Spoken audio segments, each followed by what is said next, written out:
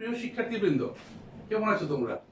আশা করছি করোনার এই বৈশ্বিক মহামারীতে তোমরা যে যেখানে আছো তোমরা সুস্থ আছো, ভালো আছো, নিরাপদে আছো।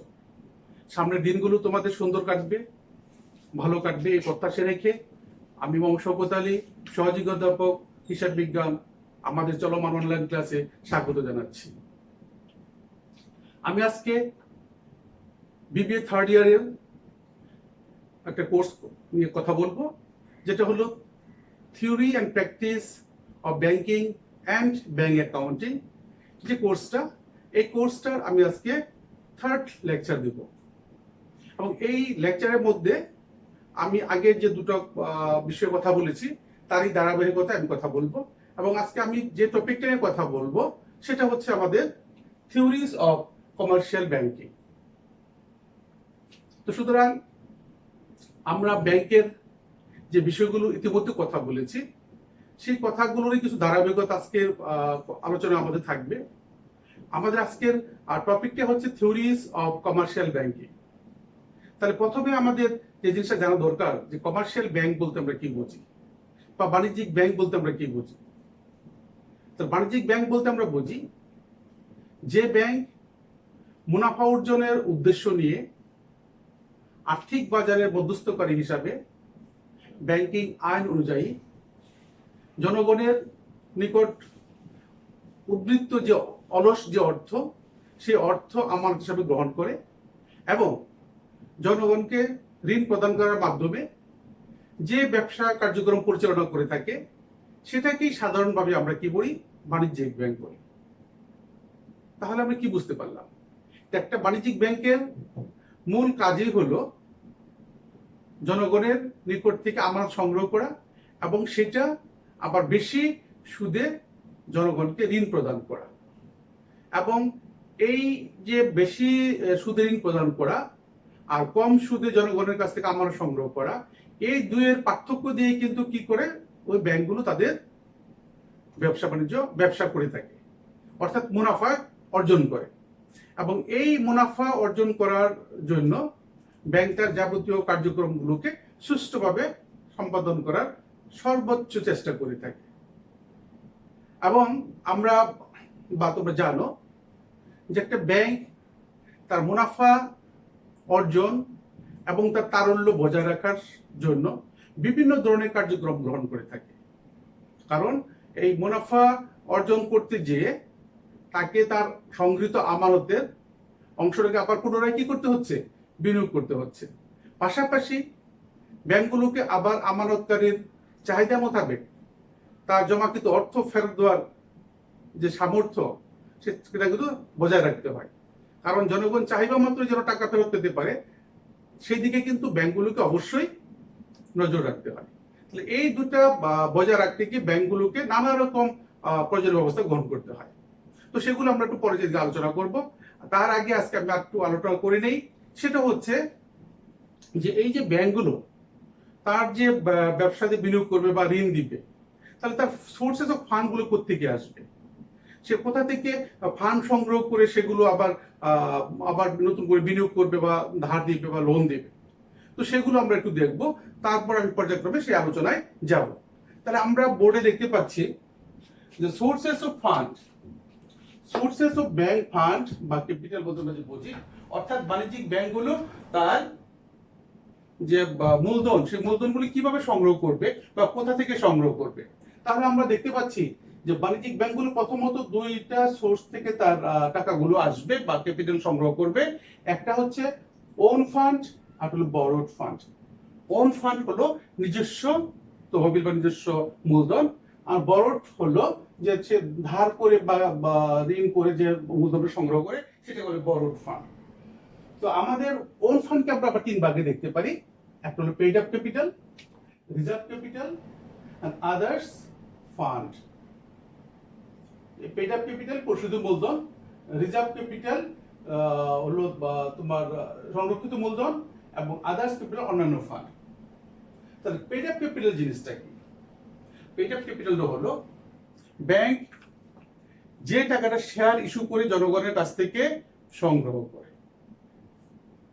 ব্যাংক শেয়ার ইস্যুর মাধ্যমে জনগণের কাছ থেকে যে টাকাটা সংগ্রহ করে সেটাকে বলা হয় পেইড আপ ক্যাপিটাল, এবং এইটাই হলো বা ব্যাংকের নিজস্ব মূল্য, রিজার্ভ ক্যাপিটাল। তাহলে ব্যাংক যে মুনাফা অর্জন করে সেই মুনাফার সবটুকু সে কি করে না, তার শেয়ারহোল্ডারদের মধ্যে বন্টন করে না। তাহলে সেই মুনাফার কিছু একটা অংশ ভবিষ্যতের জন্য রেখে দেওয়া হয়। তাহলে সেই কিছু একটা অংশটা কি, সেই কিছু একটা অংশটা হলো 20%। 20%, অর্থাৎ মুনাফার 20% টাকা পরিশোধিত মূলধনের সমান না হওয়া পর্যন্ত এই রিজার্ভটাকে সংরক্ষণ করা হয়। নিশ্চয়ই তোমরা বুঝতে পারছো। অর্থাৎ একটা ব্যাংক যদি 1 কোটি টাকা মুনাফা অর্জন করে, তাহলে তার 20% টাকা অর্থাৎ 20 লাখ টাকা সে কি করবে, তার রিজার্ভ ক্যাপিটালে জমা রাখবে ভবিষ্যতের জন্য, এবং সেটা কতদিন পর্যন্ত রাখবে, up to paid up capital পর্যন্ত। এটাকে বলা হয় reserve capital. And others fund, অন্যান্য তহবিল থাকতে পারে। অন্য তহবিল যেমন জেনারেল রিজার্ভ, যে বিভিন্ন পারপাজে টাকা খরচ করার জন্য বিভিন্ন টাকা রাখতে পারে, জেনারেল রিজার্ভ। ক্যাপিটাল রিজার্ভ, অথবা হতে পারে তোমার সিঙ্কিং ফান্ড বা চ্যারিটি ফান্ড, এই সমস্ত বিভিন্ন ফান্ডের টাকা যেগুলো সংরক্ষিত থাকে, সেই টাকাগুলোকে তার প্রয়োজন এসে ক্যাপিটাল হিসাবে ইউজ করে বা ফান্ড হিসাবে ব্যবহার করে থাকে। তাহলে নিশ্চয়ই বুঝতে পেরেছো যে ওন ফান্ড গুলো কোন কোন সোর্স থেকে আসবে। একটা বললাম পেইড আপ ক্যাপিটাল, যেটা পরিশোধিত মূলধন, রিজার্ভ ক্যাপিটাল সংরক্ষিত তহবিল, এবং আদার্স ফান্ড যেগুলো বললাম জেনারেল ফান্ড বা তারপরে সিঙ্কিং ফান্ড, তারপর চ্যারিটি ফান্ড বা অন্যান্য যে ফান্ডের টাকাগুলো জমা রাখা হয় সেগুলিকে বলা হয় কি তোমার আদার্স ফান্ডের মধ্যে আসবে। এখন আমরা যাব বরোড ফান্ডকে আমরা দুই ভাগে ভাগ করেছি, একটা হলো ডিপোজিটস, একটা হলো লোন।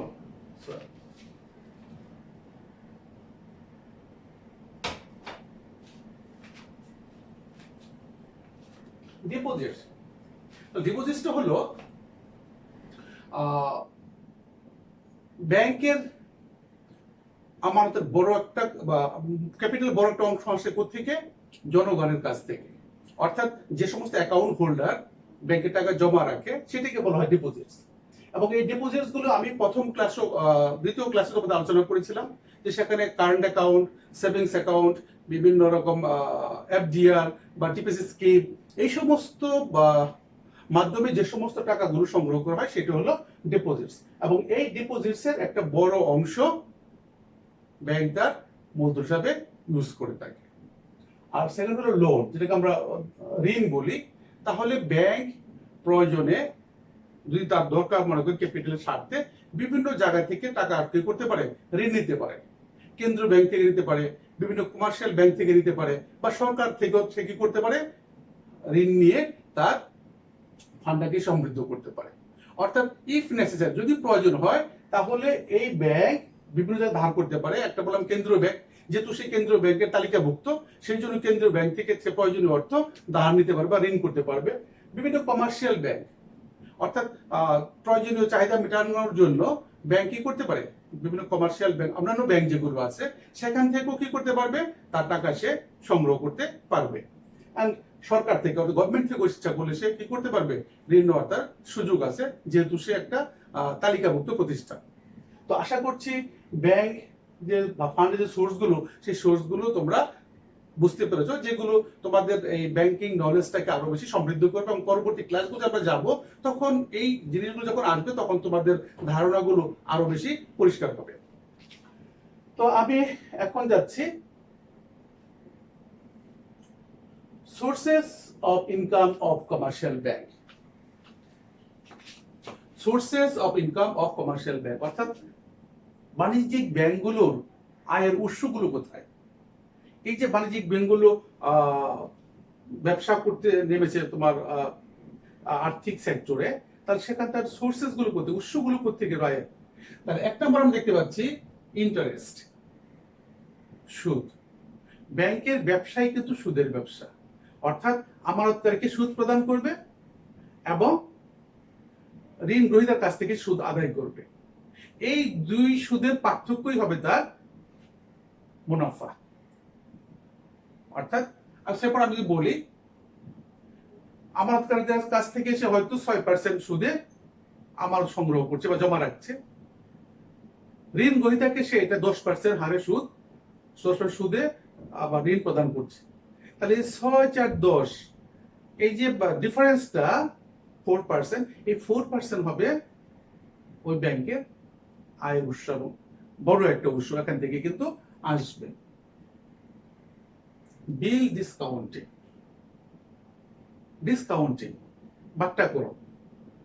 বাট্টাকরণটা কি? যে তোমরা জানো নেগোশিয়েবল ইনস্ট্রুমেন্ট অ্যাক্ট অনুযায়ী বিভিন্ন ধরনের বিল আমরা দেখতে পাই।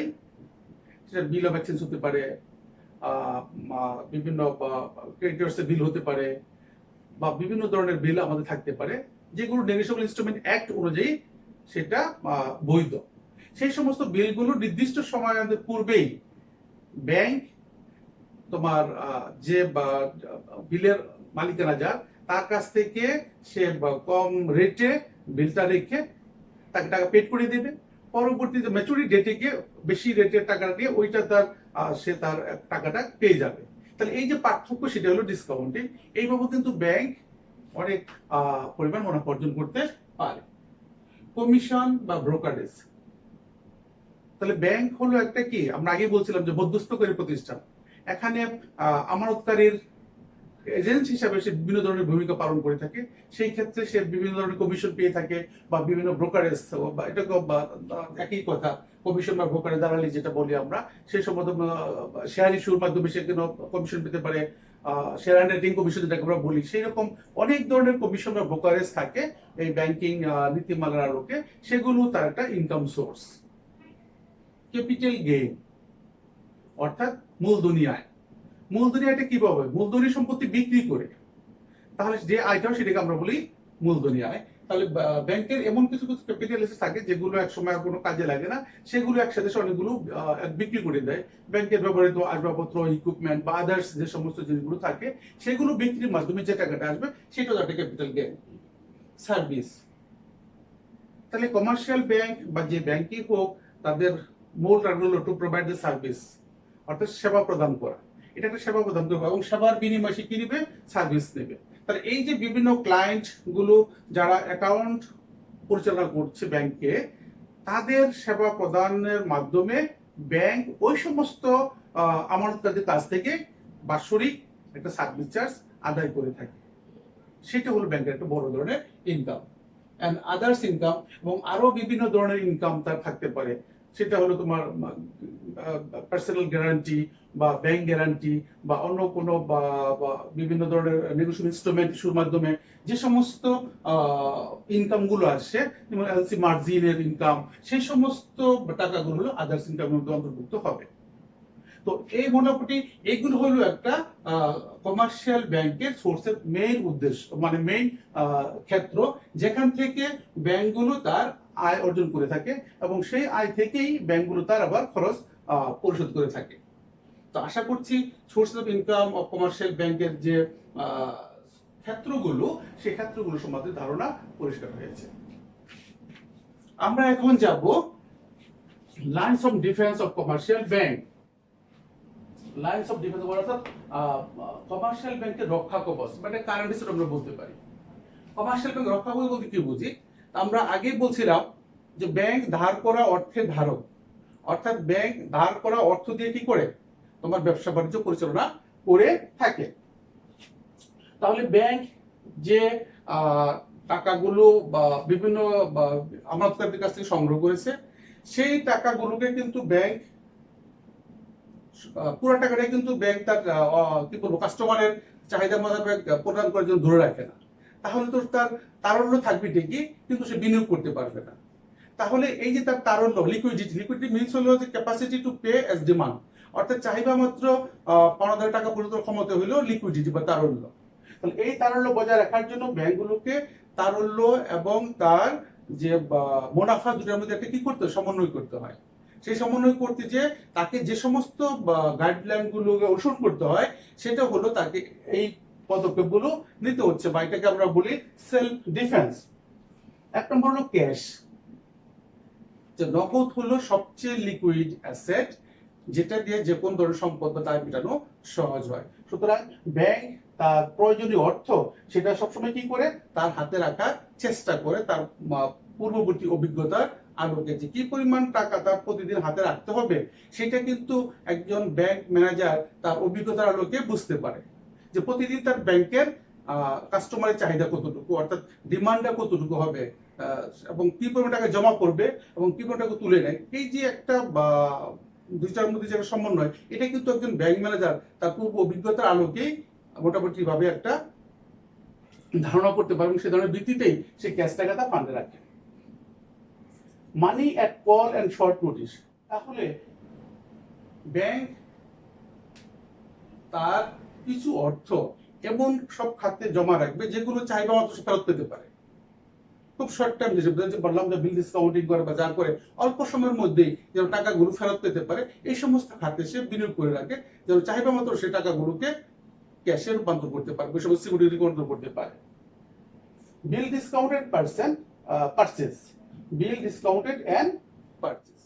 ওই আগে যে কথা বলছিলাম যে বিল ডিসকাউন্টেড বাণিজ্যিক ব্যাংকগুলো বিভিন্ন ধরনের বিল ডিসকাউন্ট করে থাকে, যেমন bill of exchange, bill of lading, এই সমস্ত যে জিনিসগুলো আছে বা বিভিন্ন নেগোশিয়েবল ইনস্ট্রুমেন্ট, এগুলো ব্যাংকগুলো কি করে থাকে, ডিসকাউন্ট করে থাকে এবং পারচেজ করে থাকে এবং খুব অল্প সময়ের মধ্যে উইদিন দ্য 3 মান্থসের ভিতরে সে এগুলোকে কি করতে কনভার্ট করতে পারে, সেটা তার একটা বড় ধরনের সেলফ ডিফেন্স বা লাইন অফ ডিফেন্স হিসেবে গণ্য হিসেবে হয়। Loan against easy transferable security, loan against easy transferable security, অর্থাৎ যে ঋণটা সে দিবে তার এগেইনস্টে যে জামানতগুলো রাখবে সেই জামানতটা যেন খুব সহজেই কনভার্ট ইনটু ক্যাশ হয়, সেই সমস্ত ক্ষেত্রে সাধারণত জামানত হিসেবে সে রাখবে। অর্থাৎ ঋণটা দিবে কিন্তু ঋণের এগেইনস্টে জামানত রাখবে যেন খুব সহজেই কি করতে পারে, কনভার্টেড ইনটু ক্যাশ জামানতগুলো। তাহলে সেই জামানতগুলো কি হতে পারে, গোল্ড হতে পারে, সেই জামানত হতে পারে কি এফডিআর হতে পারে, বা এইরকম যে ইজি কনভার্ট করা যায় টু ক্যাশ, সেগুলো ব্যাংক তার একটা বড় রক্ষা কবচ এবং ওইগুলো সব কি করে মেনটেন করে তার কি বলবো কারেন্ট অ্যাসেট গুলোকে খুব তাড়াতাড়ি ক্যাশে কনভার্ট করার জন্য।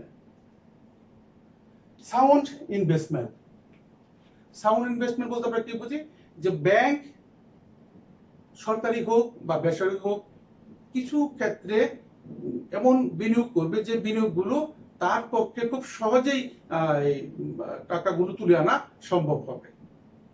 ব্যাংকগুলো সেগুলো তার অভিজ্ঞতার আলোকে চেষ্টা করে যে খুব সুন্দর বা নিরাপত্তা জড়িত ক্ষেত্রে বিনিয়োগ করবে এবং তার প্রয়োজন অনুযায়ী যে কোনো সময় সে টাকাগুলোকে কি করতে পারবে, ক্যাশে রূপান্তর করতে পারবে। প্রিপেইড, অগ্রিম, ব্যাংক অনেক সময় অগ্রিম প্রদানের মাধ্যমেও তার কি করে, এবং এটা আমরা জানি কারেন্ট অ্যাসেট, ব্যাংক অগ্রিম প্রদানের মাধ্যমে সেখান থেকে কিছু ইনকাম করে এবং সেই অগ্রিমগুলো যে কোনো মুহূর্তেই সে ইচ্ছা করলে তার প্রয়োজন অনুযায়ী ব্যাক করতে পারে বা রিটার্ন পুনরায় ঋণ গ্রহণ করতে পারে। তাহলে এটাও ব্যাংকের একটা সেলফ ডিফেন্স বা লাইন্স অফ ডিফেন্স কাজ করে। And safety of loan, safety of loan হলো যে ঋণের নিরাপত্তা। তা ঋণের নিরাপত্তা হলো যে ব্যাংক এবং শর্ট টার্ম বেসিস যে লোনটা বরাদ্দ করলো যে কাস্টমার জামানতকারীকে, তার এগেইনস্টে যে সিকিউরিটিজ, যেটা আমরা অনেক সময় কোল্যাটারাল সিকিউরিটিজ বলে থাকি, সেই সিকিউরিটিজ গুলো হবে কি সেফটি, অর্থাৎ তার প্রয়োজনে যে কোনো মুহূর্তে তার সেই সিকিউরিটি গুলোকে বা জামানতকে সে ইজিলি কি করতে পারবে, শর্ট টার্মের ভিতরে কনভার্টেড ইনটু ক্যাশ, নগদে রূপান্তর করতে পারবে। সেগুলি হলো আমাদের সেফটি অফ লোন। তাহলে কি কি দেখলাম আমরা, the lines of defense of commercial bank অথবা এটা হলো current assets of commercial bank, যেগুলো ব্যাংক ইচ্ছে করলে যে কোনো মুহূর্তে কি করতে পারবে, নগদে রূপান্তর করে তার তারল্যকে বজায় রাখতে পারবে। কারণ ব্যাংকের মূল জিনিস হলো তারল্য বজায় রাখা, কারণ তারল্য বজায় রাখতে না পারলে ব্যাংকের ট্রাস্টই যেটা নষ্ট হয়ে যাবে এবং জনগণের চাহিদা মতো যে টাকা ফেরত দিতে সক্ষমতা তার না থাকে, তাহলে কিন্তু ব্যাংকের অস্তিত্ব আর থাকবে না। সুতরাং এটাকে মাথায় রেখেই ব্যাংক তার টোটাল পরিকল্পনাকে সাজিয়ে রাখে। Cash, money at call and short notice, bill discounted and purchase, loan against easy transferable security, sound investment, prepaid and safety of loan. আশা করছি তোমরা এই line of defence of commercial bank বা বাণিজ্যিক ব্যাংকের রক্ষা কবচগুলো সম্বন্ধে তোমরা একটা ধারণা পেয়েছ। আমরা এখন যাব আমাদের uses of bank fund.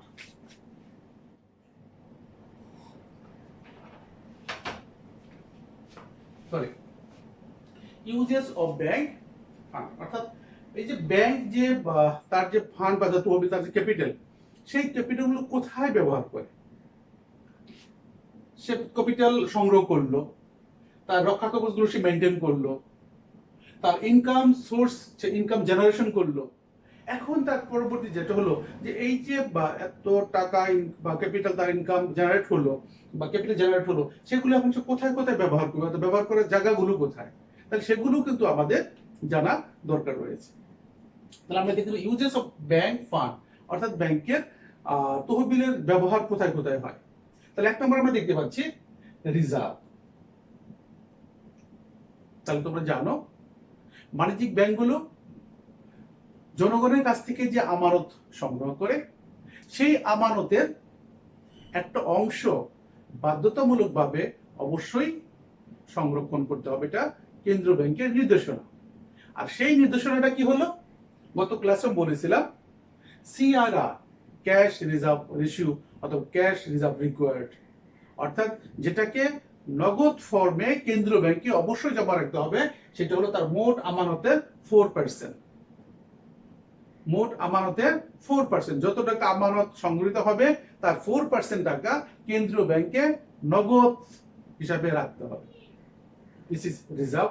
And হলো এসএলআর, স্ট্যাটুটরি লিকুইডিটি রিজার্ভ, এবং এইটা হলো 13%। এবং এটা বিভিন্ন সময় চেঞ্জ হয়ে থাকে। গভর্নমেন্টের আর্থিক নীতিমালার আলোকে কিন্তু বিভিন্ন সময় চেঞ্জ হতে পারে, 12.5%, 13%, কখনো 15%। এটা ডিপেন্ডস করবে তোমার যখন আমরা কেন্দ্রীয় ব্যাংক করবো, সেখানে আরো ডিটেলটা আমি বলবো। তো সেই আসলে হলো স্ট্যাটুটরি লিকুইডিটি রিজার্ভ, এটা হলো 13%। অর্থাৎ ব্যাংকগুলো ওই 4% এর বাহিরেও তার যে ক্যাশ টাকা যেটা আছে তার 13% টাকা আমানতের রাখতে হবে মোটামুটি ভাবে কি লিকুইড ফর্মে, অর্থাৎ স্বল্পকালীন মেয়াদে বিনিয়োগ করবে, যেগুলো খুব সহজেই কি করতে পারবে, নগদে রূপান্তর করা যাবে। যেমন কি তোমার কি বলবো এটাকে, ট্রেজারি বিল, বিভিন্ন বন্ডস, হ্যাঁ, গভর্নমেন্ট সিকিউরিটি, সেগুলো খাতে রাখবে, যেগুলো প্রয়োজন অনুযায়ী বা তারল্য সংকট হলেই ব্যাংকগুলো যেন খুব সহজে নগদ রূপান্তর করে আমানতকারীর চাহিদাকে কি করতে পারে, অ্যাড্রেস করতে পারে। লোন ডিস্ট্রিবিউশন, তাহলে ঋণ বিতরণ বা যেটা হচ্ছে আমরা তিনটা যে দেখেছি এখানে, লোন এট কল শর্ট নোটিস। তাহলে তার মানে কি, যে ঋণের টাকাটা এমন কিছু খাতে সে রাখবে যেগুলো খুব অল্প সময়ের মধ্যে, 1 মাস 3 মাস, সর্বোচ্চ 3 মাসের মধ্যে যেন সে কি করতে পারে, তার টাকাটাকে সে আবার রিটার্ন পেতে পারে, বিনিয়োগের টাকাটা। সেটা লোনের short call notice. Bank overdraft, তোমরা নিশ্চয়ই ব্যাংক ওভারড্রাফট শুনে থাকবে বা বিভিন্ন সময় কথা বলবো। তাহলে ব্যাংক ওভারড্রাফট হচ্ছে যে একজন আমানতকারী যখন কোনো ব্যবসা বাণিজ্য করবে, নিশ্চয়ই ব্যবসা বাণিজ্য যারা করে তাদের আমরা আগে বলেছিলাম তাদের একটা কারেন্ট অ্যাকাউন্ট খুলতে হয় বা চলতি হিসাব খুলতে হয়। তাহলে যার ব্যাংকে একটা চলতি হিসাব আছে, সেই চলতি হিসাবের অতিরিক্ত যদি তোমার একটা লিমিট থাকে, সে ফর এক্সাম্পল মিস্টার এক্স, তার এবি ব্যাংকে একটা কি আছে, কারেন্ট অ্যাকাউন্ট আছে। এই কারেন্ট অ্যাকাউন্টের এগেইনস্টে সে হয়তো 5 লক্ষ টাকা একটা নতুন অ্যাকাউন্ট করবে, এটা বলে ওডি অ্যাকাউন্ট, ওভারড্রাফট। দ্যাট মিন্স তাকে একটা লোন স্যাংশন করাতে হবে, যে তার অ্যাকাউন্টে যদি টাকা নাও থাকে তাহলে 5 লাখ টাকা পর্যন্ত টাকা সে কি করতে পারবে, উইথড্র করতে পারবে। This is bank overdraft. অর্থাৎ তার অ্যাকাউন্টে যে টাকা, তার চেয়ে যদি বেশি টাকা তুলে ফেলে বা তুলতে পারে, এই যে সক্ষমতাটা বা তার ক্যাপাসিটিটা, সেটাকে বলা হয় কি, ব্যাংক ওভারড্রাফট। এবং যে পরিমাণ টাকা তুলবে এবং যতটুকু সময় ব্যবহার করবে, সেই সময়ের উপর ভিত্তি করে কি হবে, তার রেট অফ ইন্টারেস্টটা ইম্পোজ করা হবে। This is bank overdraft. নিশ্চয়ই তোমরা বুঝতে পেরেছো ব্যাংক ওভারড্রাফট। অর্থাৎ আমানতকারীর অ্যাকাউন্টে জমাকৃত টাকার চেয়ে যদি বেশি টাকা তোলার তুলতে পারে বা তার অধিকার থাকে, সেটাকে আমরা বলি ব্যাংক ওভারড্রাফট। এখন সে টাকা কিছু বিনিয়োগ করে। আর লোন, যেটা সে ঋণ হিসেবে প্রদান করবে, সেই লোনটা হচ্ছে কি তিনটা ভাগে আমরা দেখতে পারি: শর্ট টার্ম, মিড টার্ম এবং লং টার্ম। শর্ট টার্ম হলো within the 1 years, mid term হলো 1 to 5 years, and long term হচ্ছে মোর দেন 5 years। তাহলে এই ভিত্তিতে ব্যাংক তার যে আমানত করছে, আমানতের একটা অংশ কি করবে, লোন হিসাবে বন্টন করে থাকে, এবং এইটা তার ইউজেস অফ একটা ব্যাংক ফান্ড। 3 number, investment.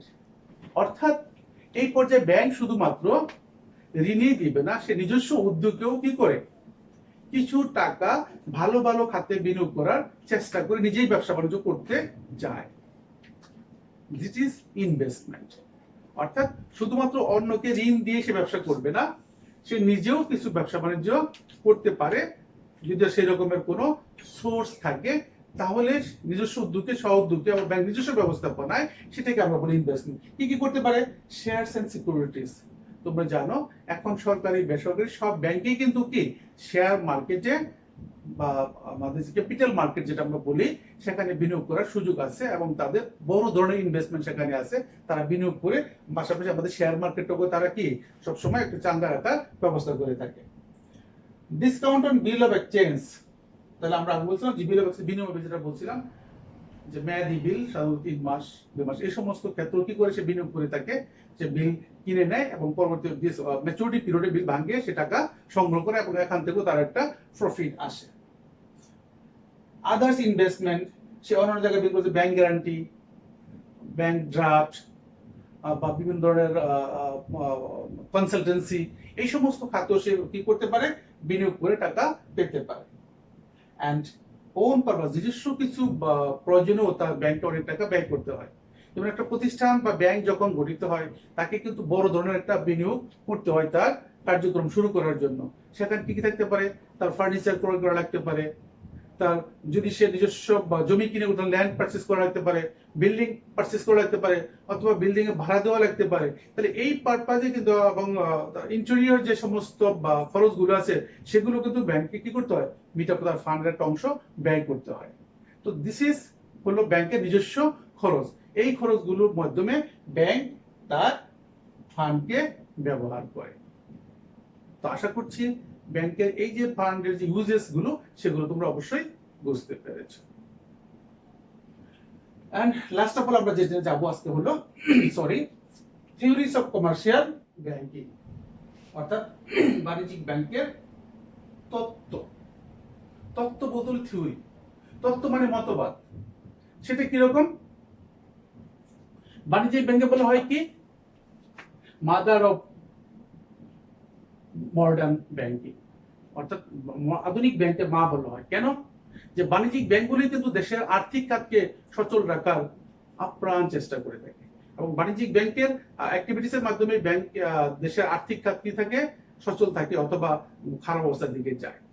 তো যে কারণেই বাণিজ্যিক ব্যাংকগুলো সবসময় তাদের যে লিকুইডিটি যে রেশিওটা, সেটা সবসময় বজায় রাখতে চায়, এবং এই লিকুইডিটি রেশিওটা বজায় রাখার জন্য ব্যাংকে সবসময় কি মাথায় রাখতে হয়, যে তার লিকুইডিটির পাশাপাশি তার মুনাফা, অর্থাৎ তাকে মুনাফা অর্জন করতে হবে, আবার লিকুইডিটি বজায় রাখতে হবে। তাহলে এই লিকুইডিটি এবং মুনাফা অর্জন দুইটাকে সমন্বয় করা ব্যাংকের জন্য একটা বড় ধরনের চ্যালেঞ্জ, এবং এই চ্যালেঞ্জে যারা উত্তীর্ণ হতে পারে সেই সমস্ত প্রতিষ্ঠানগুলি কিন্তু কি ভালোভাবে টিকে আছে, আর যারা ভালো করতে পারছে না তারা কিন্তু ব্যবসায়িক ক্ষেত্রে ভালো অবস্থানে থাকতে পারে না। তাহলে এর উপর ভিত্তি করে বিভিন্ন অর্থনীতিবিদ যে সমস্ত মতবাদ উপস্থাপন করেছে, এই লিকুইডিটি এবং মুনাফার যে সমন্বয় বা রেশিও, এটার উপর ভিত্তি করে যে মতবাদ কথা প্রচার করেছে এবং থিওরি অ্যাপ্লাই করেছে, সেটা হলো theories of commercial bank.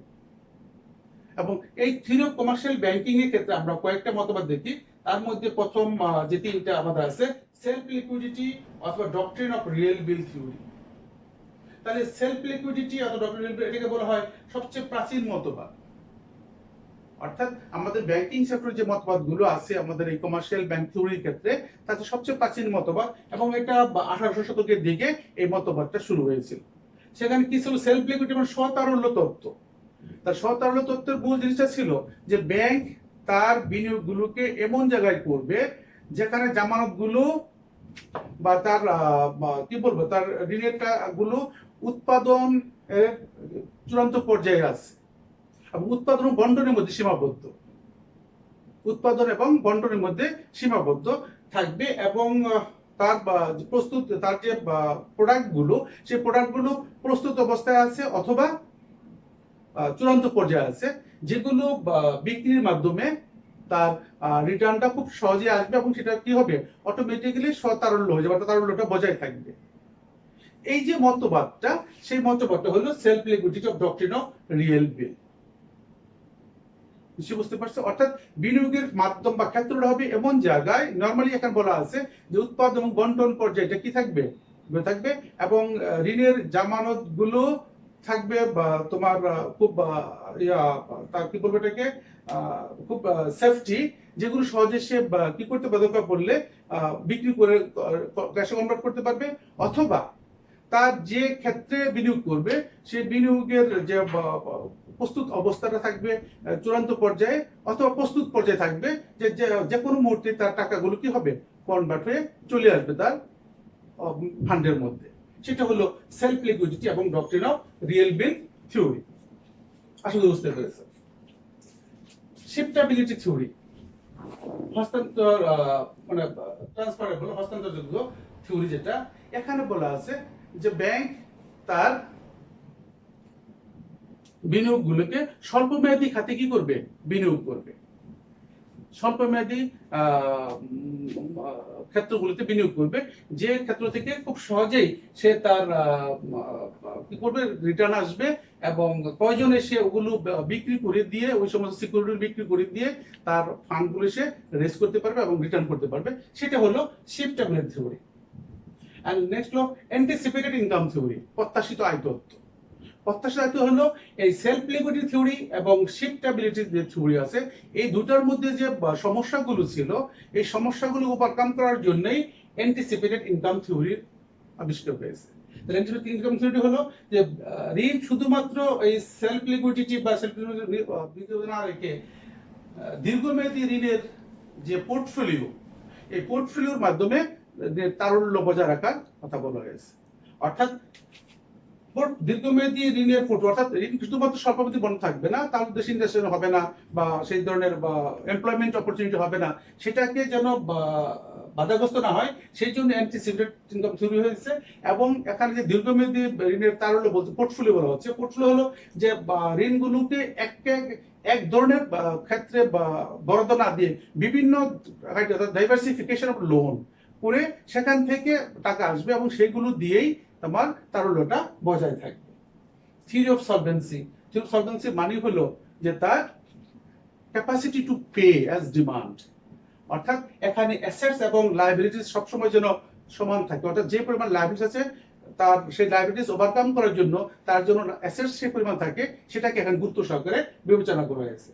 Profitability theory, profitability theory হলো যে ব্যাংকের মূল উদ্দেশ্য হলো বা মূল লক্ষ্য হলো প্রফিট অর্জন করা এবং এই প্রফিট অর্জন করাই টার্গেটটি হলো ব্যবসা ব্যাংকের মূল কাজ বা মূল লক্ষ্য, সেটাকে ভিত্তি করে এই থিওরিটাকে ডেভেলপ করা হয়েছে। লায়াবিলিটি ম্যানেজমেন্ট থিওরি অর্থাৎ দায় ব্যবস্থাপনা তত্ত্ব। দায় ব্যবস্থাপনা তত্ত্ব বলতে আমরা বুঝি যে এই ব্যবস্থাপনায় যে ধরনের জামানত থাকবে ওই জামানতগুলো দরকার পড়লে বা তোমার যদি তারল্য সংকট হয়, ঋণের দরকার পড়ে, সেগুলো সিকিউরিটি বিক্রি করে যেন দায় ব্যবস্থাপনা ম্যানেজ করতে পারে, দায় সৃষ্টি করে সেটা ব্যবস্থা করতে পারে, সেটা হলো লায়াবিলিটি ম্যানেজমেন্ট থিওরি। তার মাত্র বলি অর্থাৎ তার ঋণের যে সংকট হলে বা তারল্য সংকট হলে সেই যেন সিকিউরিটি ব্যাপার ঋণপত্র বিক্রি করে তার দায় সৃষ্টি ব্যবস্থাপনা ম্যানেজ করতে পারে, সেটিকে বলা হয় লায়াবিলিটি ম্যানেজমেন্ট থিওরি। তো সুতরাং আমরা কি দেখলাম, থিওরি অফ কমার্শিয়াল ব্যাংকের মধ্যে আমাদের 5টা বা 6টা তত্ত্ব আছে। সেলফ লিকুইডিটি অথবা ডক্ট্রিন অফ রিয়েল বিল, যেটা ছিল স্বতারল্য তত্ত্ব, অর্থাৎ বিনিয়োগগুলো এমন শর্ট টার্মের মধ্যে যাবে যেগুলো অটোমেটিক কি হবে তারল্য চলে আসবে। শিফটেবিলিটি থিওরি অর্থাৎ স্বল্পমেয়াদী খাতে বিনিয়োগ করা হবে, অর্থাৎ যে কোনো সময় যেন কি করতে পারে সেগুলোকে ক্যাশে কনভার্ট করা যায়।